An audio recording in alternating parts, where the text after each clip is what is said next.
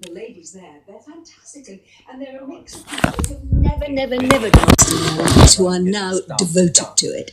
And people who perhaps, you know, as young children, there'll be millions of little girls and boys around the country now who go to ballet class who are never going to become professional dancers, but they've got that memory, they've got that muscle memory, and that love of dance.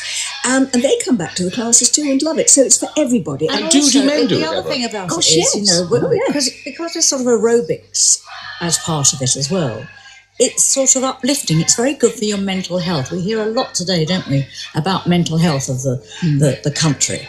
And dance, because there's an aerobic attitude to it, all those endorphins rush around your head, and you come out, and honestly, you're smiling from ear to ear. You feel good after it. It's got a feel-good factor about it. Yeah, and I suppose, as you were saying, just remembering steps is very good for your brain as well. Yes. Cognitively. I can't say that word. It was a brave effort.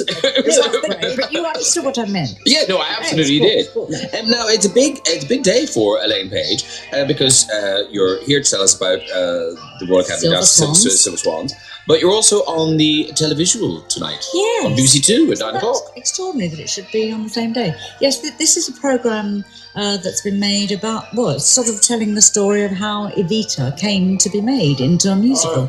And I think that the lady in question has interviewed Tim Rice and Angela Weber, and she's gone to Argentina and delved into the actual story of Eva Perón. She interviewed me. They took me back to the rehearsal rooms out in Belsize Park there. It was really rather wonderful. And I sort of sat there all day long reminiscing, reminding myself, telling stories of how I remembered those first few the auditions to start with, and then the first few days of rehearsal. Yes, her name is Susie Glenn. I remember seeing a clip ages ago, and it's of Hal Prince directing you, and he's directing you doing the lyrics of Don't Cry For Me. And it's a brilliant bit of his direction. Will probably be in it tonight, I suspect. They'll keep that little snippet. But it's excellent. But, well, it is interesting, I always think, musical theatre, to see how things come about. How was it written in the first place? What inspired the idea? And then, you know, how it came to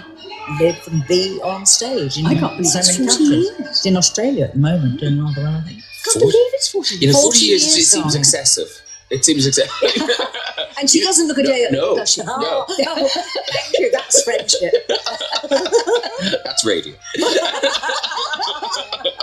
No, you look fabulous. By the way, before we hear you sing, how are you? Because you're on the front of the Express today. I know, that's something to do with breast cancer. They've dragged that up. But you're well. I'm well. You're I mean, that's like over 20 years ago, and yes, no, obviously it's a terrible shock if you're told that you have breast cancer. It's the most horrible thing in the world. But I think, and the thing is to remind ladies still to check themselves, and if the first sign of anything, go and get it looked at. Don't leave it. And isn't it interesting, the number of women that all of us know that have been affected by breast cancer?